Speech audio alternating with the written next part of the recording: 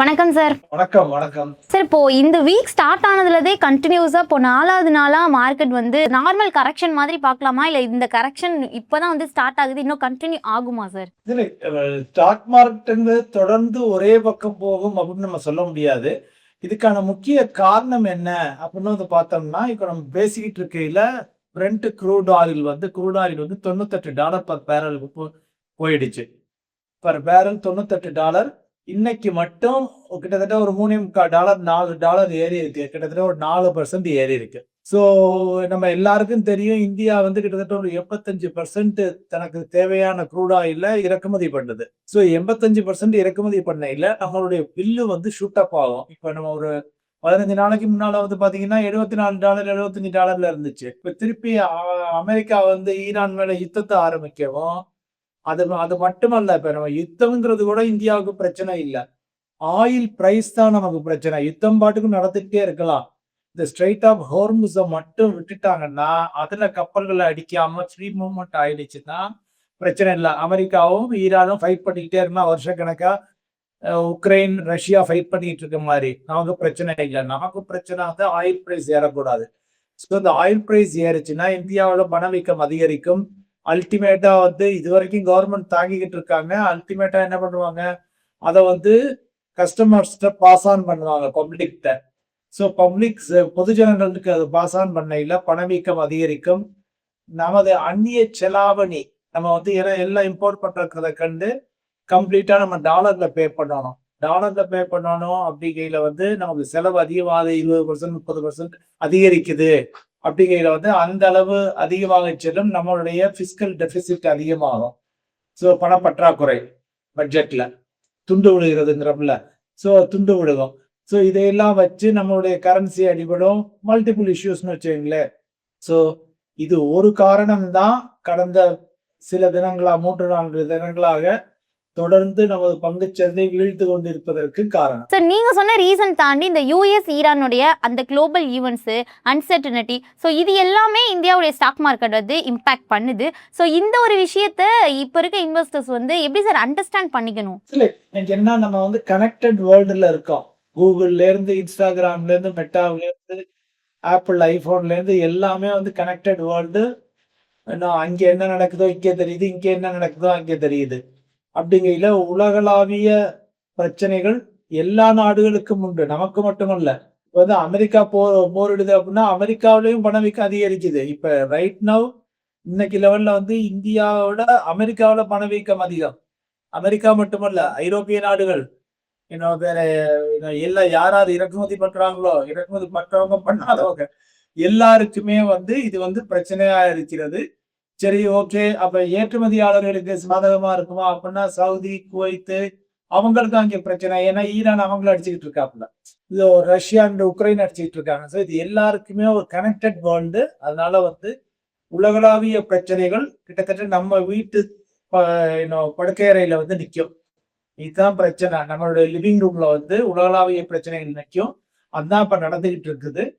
So எந்த அளவு நம்ம இன்வெஸ்டர்ஸ் இதை பத்தி ஒரி பண்ணணும், இன்வெஸ்டர்ஸ் ஒரி பண்ணி ஒன்றுமே பண்ண முடியாது. ரீட்டைல் முதலீட்டாளர்கள் இதை பத்தி கவலைப்பட வேண்டாம். என்னைய பொறுத்த வரைக்கும் ஆமா இப்படி நடக்குது, இதனால அடிபடுதுங்கிற புரிஞ்சுக்கணும்.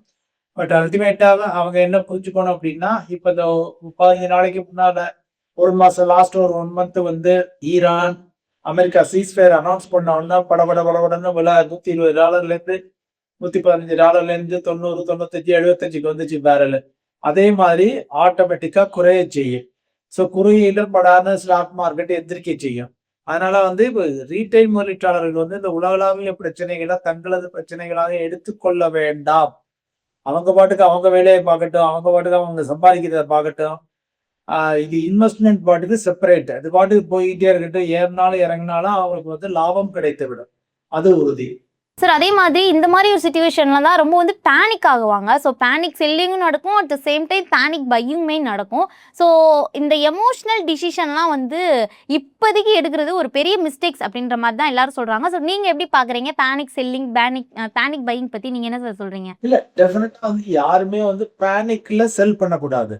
ஏன்னா நான் வந்து பதஷ்டமா இருக்கேன் அப்படின்னா அப்ப பெஸ்ட் ஆக்ஷன் வந்து டு ரிமைன் ஐடில், எதுவுமே பண்ணாம இருக்கிறது தான் பெஸ்ட் ஆக்ஷன். ஸோ பதஷ்ட நிலையில போய் நான் வாங்குறேன், விற்கிறேன் அப்படிங்கிற பிரச்சனையே வேண்டாம். ஸ்டேட்டஸ்கோ மெயின்டைன் பண்ணுங்க. இருக்கிற இடத்துல இருங்க. உங்களுக்கு பதஷ்டமா இருந்துச்சுன்னா. இல்ல உங்களுக்கு ஓரளவு விவரம் தெரியுது, புரியுது அப்படின்னா, ஓகே இப்ப விழுகிறது வந்து மார்க்கெட் சந்தை விழுது. இது ஒரு வாய்ப்பு. இன்னொரு 3 மாசம், 6 மாசத்துல எந்திரிச்சு வந்துரும். நம்ம போறது 10 வருஷத்துக்கு, 20 வருஷத்துக்கு. ஸோ நம்ம பாட்டுக்கு விழுக விழுக இத ஒரு வாய்ப்பா பயன்படுத்தி முதலீடு செஞ்சுக்கிட்டே இருப்போம். அப்படின்னா அவங்க பாட்டுக்கு இன்வெஸ்ட்மென்ட் பண்ணிட்டு கவலைப்படாம பண்ணிக்கிட்டே இருக்கணும்.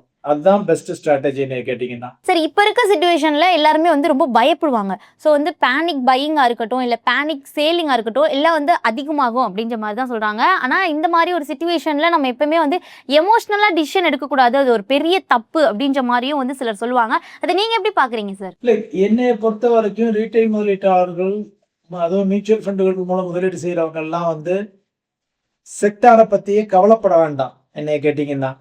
அவங்க பாட்டுக்கு ஒரு டைவர்சிஃபைடு ஈக்விட்டி மியூச்சுவல் ஃபண்டுகள்ல போட்டுட்டு, அவங்க பாட்டுக்கு நிம்மதியா இருக்கலாம். ஃபண்ட் மேனேஜர் யோசிக்கட்டும். நான் எந்த செக்டார வாங்கணும், எந்த செக்டார்ல எந்த கம்பெனிய வாங்கட்டும்னு அவங்க research team, fund management team அவங்க தான் யோசிக்கணுமே தவிர, தனிநபர் யோசிக்க வேண்டாம். ஏன்னா அவங்க தனிநபர் யோசிக்கையில வந்து அவங்களுக்கு அந்த அளவு போதிய அளவு ஞானமும் இருக்காது. இன்னைக்கு ஐயோ! இன்னைக்கு பேங்கிங் நல்லா இருக்கேன்னு வாங்குவாங்க. அப்ப இப்ப விழுகையில எல்லாம் விழுகுது. பேங்கிங் விழுகும், இன்ஃப்ராஸ்ட்ரக்சர் விழுகுது, ஐடி விழுகுது, ஃபார்மா வந்து அமெரிக்காவுல ட்ரம்ப் வரி போட போறாரு. 100% 200% வரி போட போறாருன்னு ஃபார்மா அடி. ஸோ இது மாதிரி ஏஐனால ஐடி அடி. ஸோ அடிப்படையில எல்லாம் அடிபடும். ஏறையில எல்லாமே ஏறும்.